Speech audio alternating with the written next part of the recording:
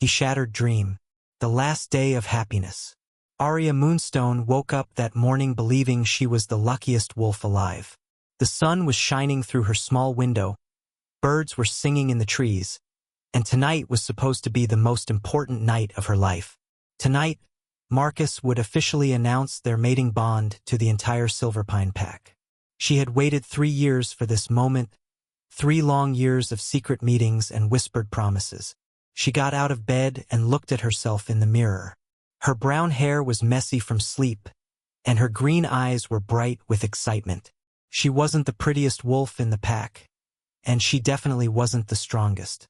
But she was a gifted healer, and Marcus had told her 1,000 times that her kind heart was what made him fall in love with her. Arya spent the whole day preparing. She washed her hair with special herbs, wore her best dress, and even borrowed a necklace from her friend Sarah.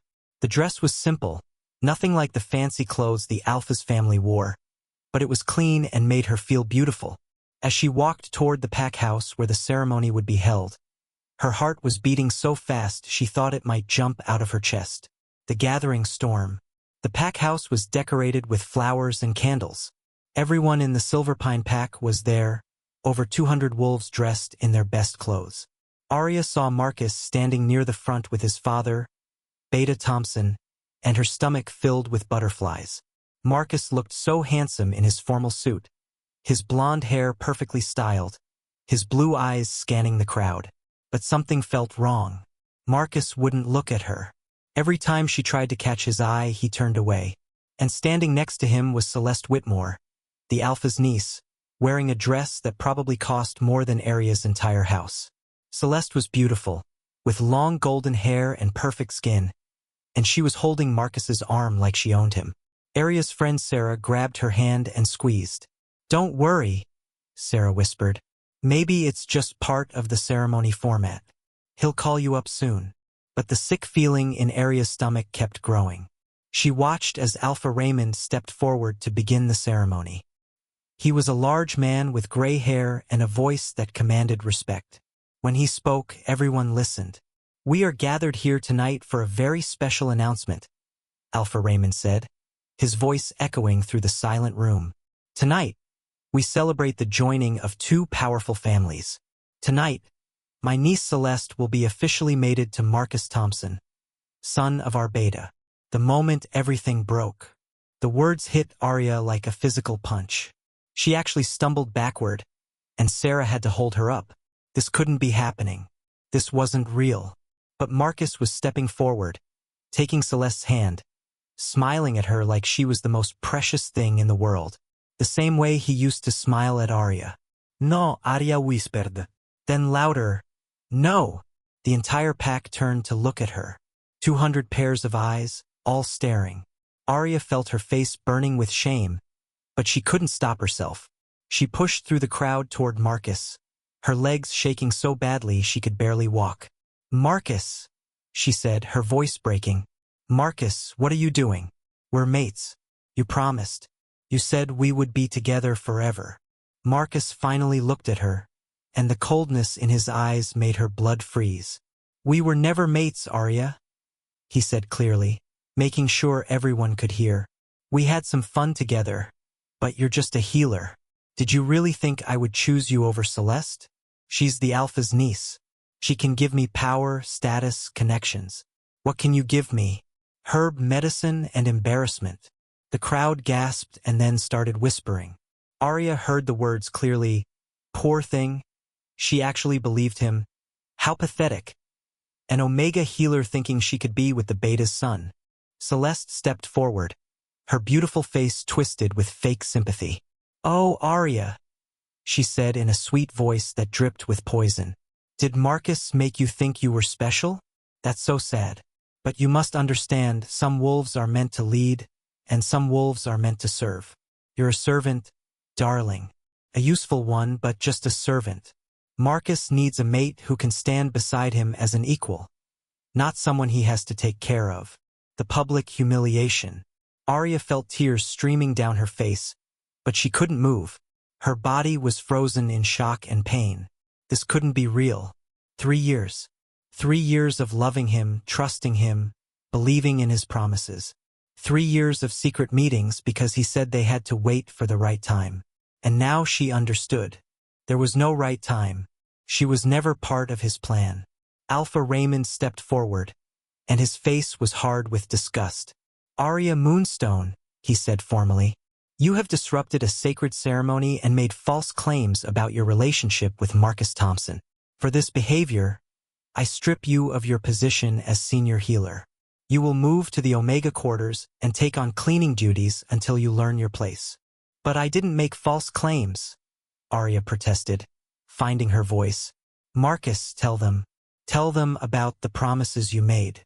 Tell them about the last 3 years." Marcus looked her straight in the eye and said words that destroyed her completely. "I don't know what you're talking about. We work together sometimes because you're a healer. That's all. If you created some fantasy in your head, that's your problem, not mine."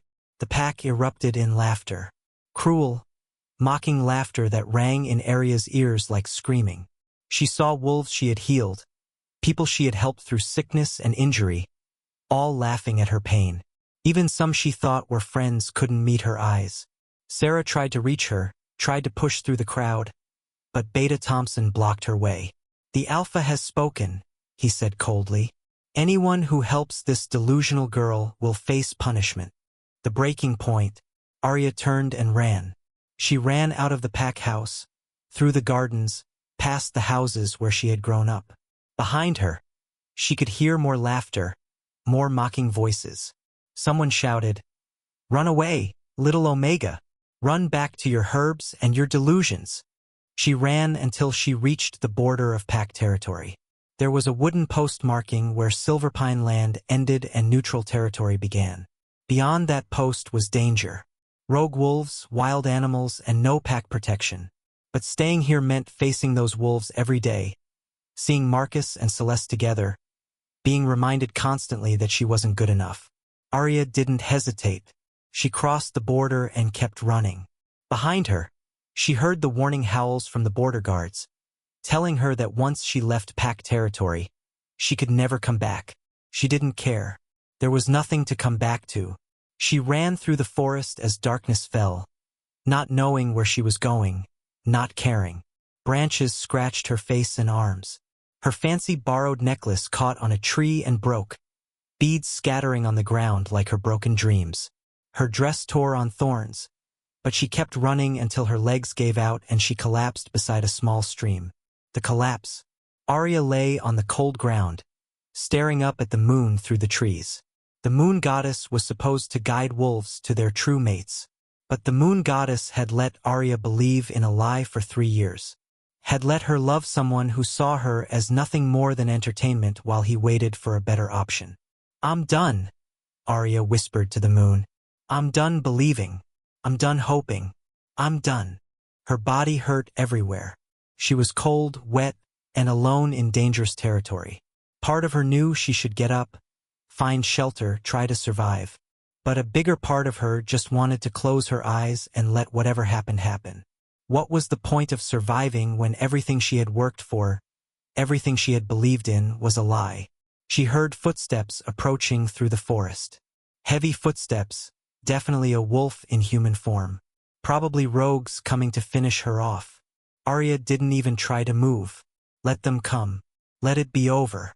Well, a deep voice said above her. "What do we have here?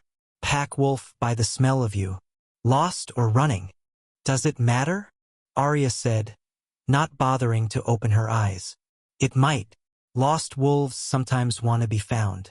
Running wolves usually have good reasons for running. Which are you?" Arya finally opened her eyes and looked up. The man standing over her was tall and powerfully built, but his face was covered in scars. 3 deep claw marks ran from his left temple down to his jaw. His eyes were strange, one dark brown and one almost gold, and they were watching her with an intensity that should have scared her but somehow didn't. "I'm the kind of wolf who realized she never mattered to anyone," Arya said quietly. "The kind who believed in promises that were lies.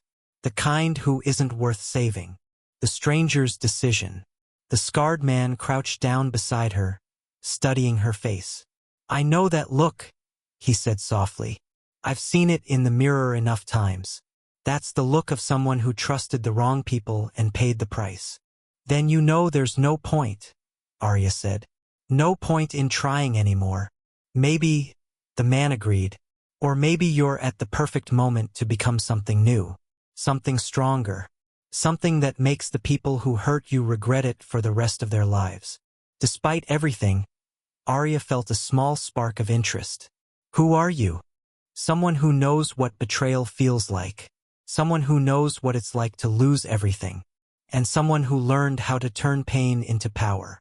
He stood up and held out his hand. My name is Cade, and if you come with me, I'll teach you how to make sure no one ever treats you like nothing again. Arya looked at his outstretched hand. She could refuse, stay here, and let nature take its course. Or she could take his hand and see where this path led. She thought about Marcus's cold eyes, Celeste's cruel smile, the pack's mocking laughter. She thought about 3 years of being used and lied to. She reached up and took Cade's hand. He pulled her to her feet easily, his strength obvious even in that simple gesture. Good, he said, because I hate to see potential wasted. And you, little healer, have more potential than you know. How do you know I'm a healer? Arya asked as he started leading her deeper into the forest. I can smell the herbs on your hands, see the knowledge in your eyes.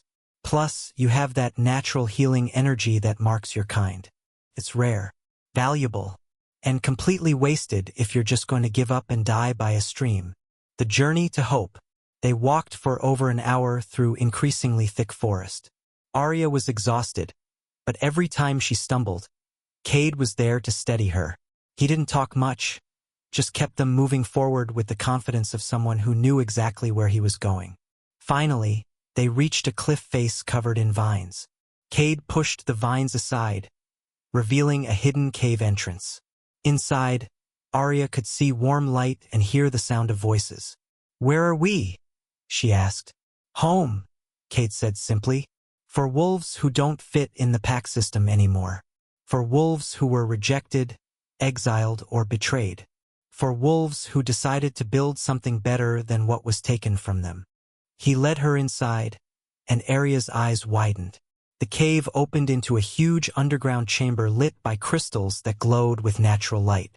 There were other wolves here, maybe 30 of them, all working on different tasks. Some were training in combat, others were cooking food, some were studying books or maps. Everyone looked purposeful, strong, and most importantly, happy. This is the sanctuary, Cade explained. We find wolves like you, wolves who have been broken by the pack system, and we give them a choice. Stay broken, or become something stronger. A woman with kind eyes approached them. She was older, maybe in her 50s, with silver-streaked hair. Another lost soul, Cade?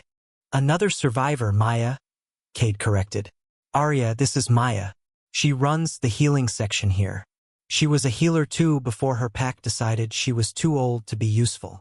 Maya smiled sadly. Packs can be cruel to those they see as weak. But here we value different things. Experience, kindness, potential. She looked at Arya closely. You have deep pain in your eyes, child. Fresh wounds on your heart. But I also see strength you don't even know you have yet. The choice.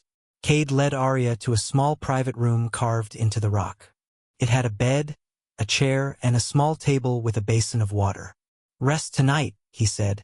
Tomorrow we'll talk about your future.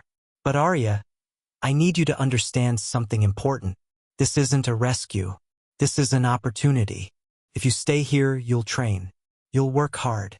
You'll face parts of yourself you've been hiding. And at the end of that process, you'll have to decide what kind of wolf you want to be. What do you mean? Arya asked. I mean, do you want to heal from what happened and move on with your life? That's a valid choice. Or do you want to become strong enough to make the people who hurt you understand exactly what they lost? To make them regret their choices? To show them that the wolf they dismissed as worthless is actually someone they should have treasured? Arya thought about Marcus's words. What can you give me? She thought about Celeste calling her a servant. She thought about the pack's laughter. And she felt something she hadn't felt since running away. She felt anger. Clean, pure, strengthening anger. I want them to regret it, she said quietly. I want them to see what they lost. I want them to understand that I was never the problem. They were. Cade smiled, and there was understanding in that smile. Good. Anger is fuel.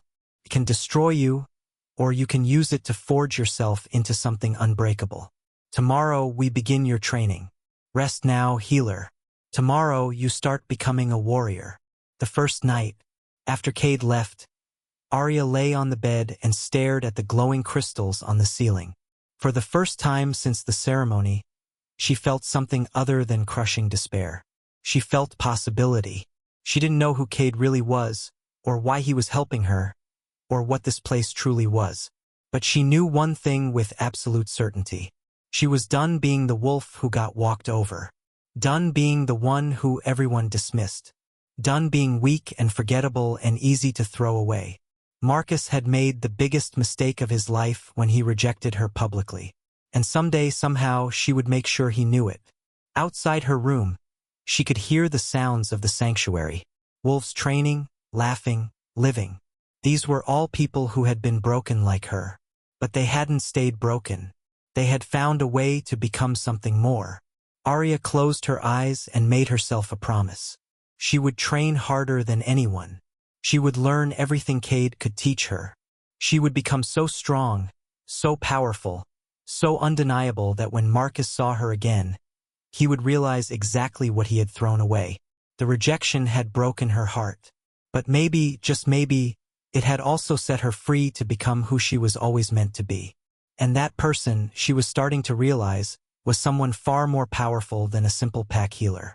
Tomorrow, her transformation would begin. Tonight, she would rest and heal. And when she woke up, Arya Moonstone would start the journey from Broken Omega to something the Silverpine Pack would never forget. The Moon Goddess might have let her down. But maybe that was because the Moon Goddess had bigger plans than Arya had ever imagined. The rise of the Phoenix. The first morning, Arya woke to the sound of wolves training. The clash of practice weapons, the thud of bodies hitting padded mats, and commands being shouted echoed through the stone walls. For a moment, she forgot where she was.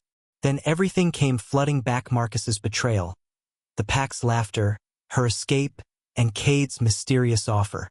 She sat up and found fresh clothes laid out on the chair. Simple black pants and a tunic, practical training clothes. Next to them was a note in bold handwriting. Training grounds. Dawn. Don't be late. K. Arya looked at the glowing crystals that served as light in this underground sanctuary. She had no idea what time it was, but her wolf instincts told her dawn was approaching. She dressed quickly, splashed water on her face, and followed the sounds of training. The training ground was a massive cavern with high ceilings and smooth stone floors. At least 20 wolves were already there, practicing combat moves or running through obstacle courses carved into the rock. Everyone moved with purpose and discipline that Arya had never seen in her old pack. Cade stood in the center directing different groups. In daylight, or whatever passed for daylight here, Arya could see him more clearly. He was probably in his early 30s, tall and powerfully muscled. Those scars on his face should have made him frightening, but there was something magnetic about him. When he moved, every wolf in the room paid attention.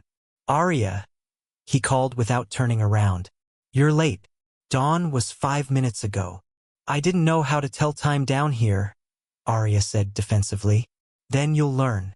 Rule 1 of the sanctuary. No excuses. You're either on time or you're not. He finally turned to look at her, and his mismatched eyes seemed to see right through her. Ready to begin? The harsh truth. Cade led her to a separate area where Maya was waiting with several other wolves. Before we start physical training, Cade said, we need to understand what we're working with. Maya, show us what you see. Maya approached Arya and placed her hands on Arya's shoulders. Her eyes glowed briefly with power, and Arya felt a strange tingling sensation throughout her body. After a moment, Maya stepped back, looking surprised.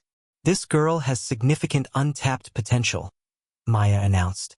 Her healing abilities are strong, yes, but there's something else. Something deeper. I'm sensing dormant magical energy that's been suppressed or ignored. Magical energy? Arya repeated. I'm just a healer. I know herbs and basic healing techniques. Cade crossed his arms. Let me guess. Your old pack only trained you in basic healing? Never taught you about wolf magic or ancient abilities. They said those were stories, that only alpha bloodlines had real power. And there's the lie that packs love to spread. Cade's voice was bitter. They tell lower-ranking wolves that power is determined by birth. The truth? Power is determined by potential and training. Your pack kept you weak on purpose because weak wolves are easier to control. The words hit Arya hard. She thought about all the times she had asked to learn more, to train harder, and been told to focus on her healing duties. She had always assumed it was because she wasn't important enough. Now a darker truth was emerging. They had kept her weak deliberately. So I could have been stronger? Arya asked, anger rising in her voice. You can be stronger, Cade corrected. The question is whether you're willing to work for it. Because I'm not gentle, Arya. My training will break you down before it builds you up. You'll hurt, you'll cry, you'll want to quit. Many do. The ones who stay become something extraordinary. Arya remembered Marcus's cold eyes, Celeste's cruel smile, the pack's laughter. I'm not quitting. Tell me what to do. The training begins. The first week was hell. Cade woke Arya before dawn every day and pushed her through exercises that left her gasping and shaking. Running, climbing, combat drills, and endurance training that tested every limit she thought she had. Her body, soft from years of gentle healing work, screamed in protest. Get up, Cade said without sympathy as Arya collapsed for the third time that morning. In a real fight, your enemy won't wait for you to catch your breath. I can't, Arya gasped. My legs won't work. Then you die. Is that what you want? To be weak forever? To let Marcus and Celeste win? The mention of their names sent fire through Arya's veins. She forced herself up and continued running. But the physical training was only part of it. In the afternoons, Maya worked with Arya on accessing her magical abilities. This was even more frustrating than combat training because Arya couldn't see or measure her progress. Magic isn't about force, Maya explained patiently as Arya failed again to light the candle in front of her. It's about connection. You need to feel the energy inside you and learn to direct it. I don't feel anything except tired and angry, Arya snapped. Good. Use the anger. Anger is energy. Stop trying to be the sweet, gentle healer your pack wanted you to be. That wolf was a mask. Find the real you underneath. Arya closed her eyes and stopped trying so hard. She thought about the rejection, the humiliation, the 3 years of lies. She felt the anger burn hotter and hotter until it felt like fire in her chest. Then she imagined that fire flowing down her arm, through her hand, into the candle. The candle burst into flame so intense that Maya had to jump back. Too much, Maya laughed, waving away the smoke. But that's progress. You found your power. Now we learn control. The mysterious past. 2 weeks into training, Arya finally got the courage to ask Cade about himself. They were taking a rare break, sitting on a ledge overlooking the main cavern, watching other wolves train below. Why are you doing this? Arya asked. Training rejected wolves, building this sanctuary. What's in it for you? Cade was quiet for so long that Arya thought he wouldn't answer. Then he spoke, his voice low and filled with old pain. 10 years ago, I was Alpha King of the Northern Territories.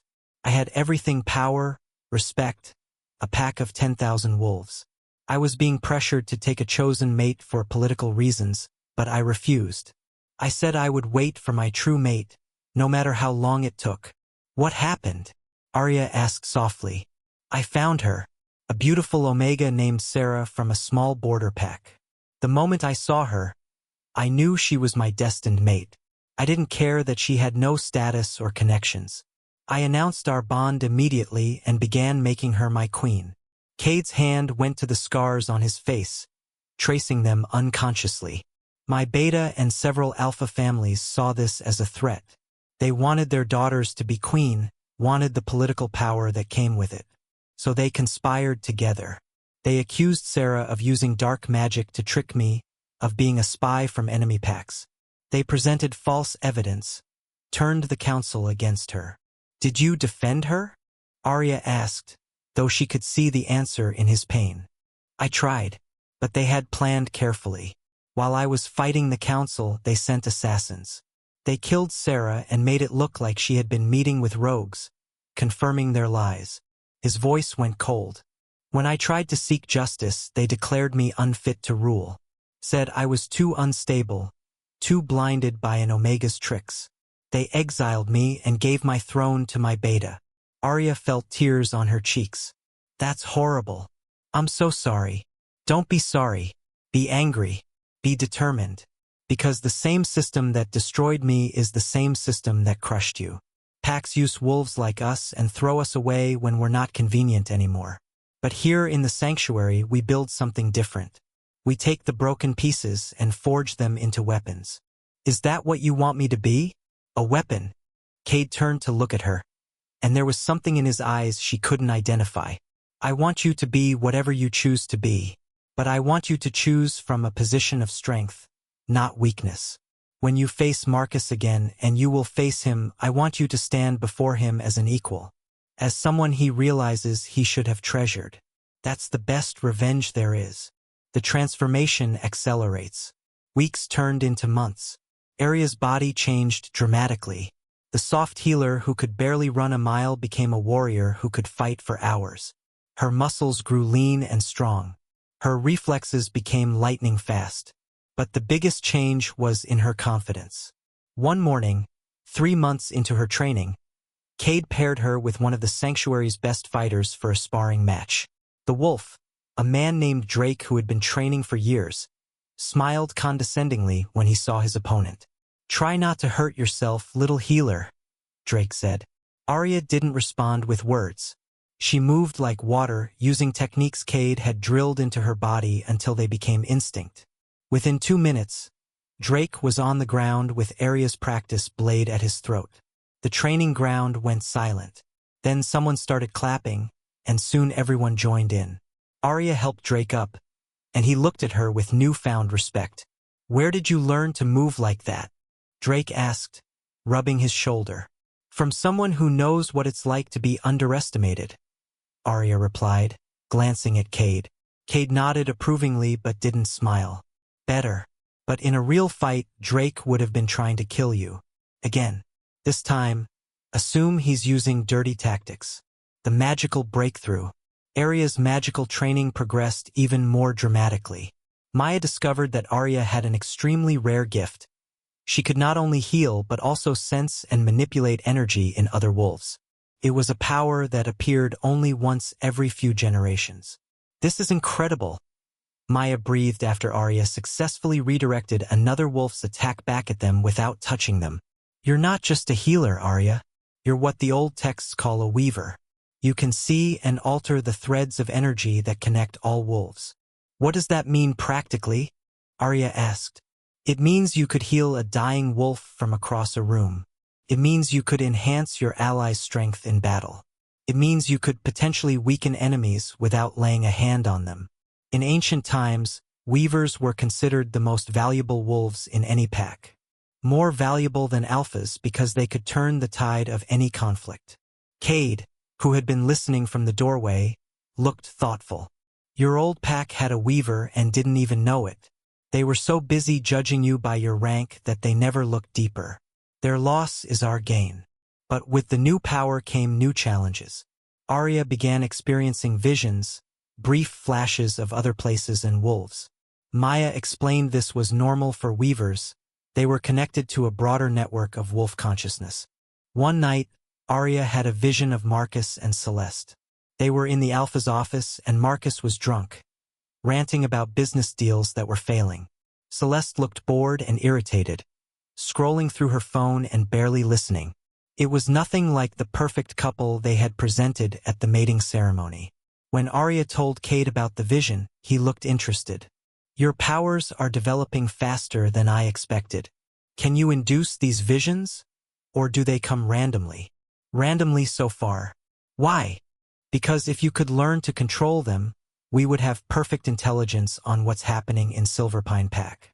We could plan your return perfectly. The growing connection. As the months passed, Arya became aware of something unexpected. She was developing feelings for Cade. It wasn't like what she had felt for Marcus, that had been desperate and needy, constantly seeking approval. This was different. This was respect, admiration, and a deep understanding between two wounded souls.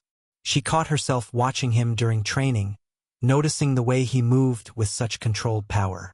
She found excuses to stay late and talk with him about strategy or pack politics.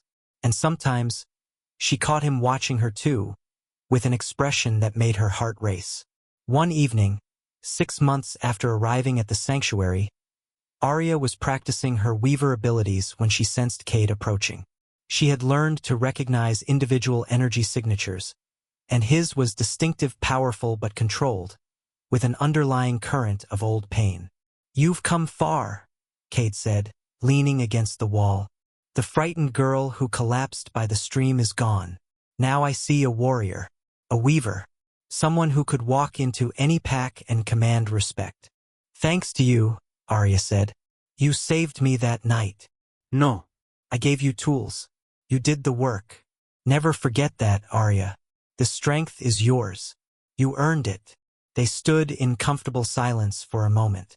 Then Cade said quietly, "There's something I need to tell you. About the mate bond." Arya's heart jumped. "What about it? I can feel it. Between us. Can you?" Arya had been trying to deny it for weeks, but she couldn't lie. "Yes, I feel it. But Cade, I'm not ready. I just escaped one mate bond that went wrong. I can't jump into another." "I know, and I'm not asking you to. What I feel for you is real, Arya, but I won't rush you. I won't pressure you. When and if you're ready, I'll be here. Until then, we're partners in this mission. Nothing more, nothing less." The honesty in his words meant more to Arya than any romantic gesture could have. "Thank you," she whispered, "for understanding."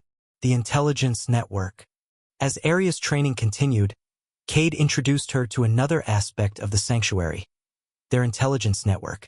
It turned out that many rejected wolves had maintained contacts in their old packs, creating a web of information that Cade used to track injustices and plan interventions. "We have sources in Silverpine Pack," Cade told Arya during a strategy meeting. "Would you like to know what's happening there?" Arya's first instinct was to say no, but she needed to know if she was going to face them eventually. "Tell me." A wolf named Iris, who managed intelligence, pulled out a folder. "Marcus Thompson and Celeste Whitmore's mating is already falling apart. Celeste is having an affair with a visiting alpha. Marcus is drowning in debt because several business investments failed. Turns out he's not nearly as smart as he thinks he is. The pack is struggling too," another wolf added. "They've had 3 serious rogue attacks in the past 6 months. Their borders are weakening. Some wolves are questioning Alpha Raymond's leadership." Arya felt a complex mixture of emotions. Part of her was glad they were suffering, but part of her, the healer she had always been, felt sad that the pack was falling apart. "There's more," Iris said carefully. "Your friend Sarah has been asking about you. She's tried to find out where you went if you're safe. She's gotten in trouble several times for defending you when other wolves speak badly about you." Sarah, Arya whispered. She had almost forgotten that she had one true friend in that pack.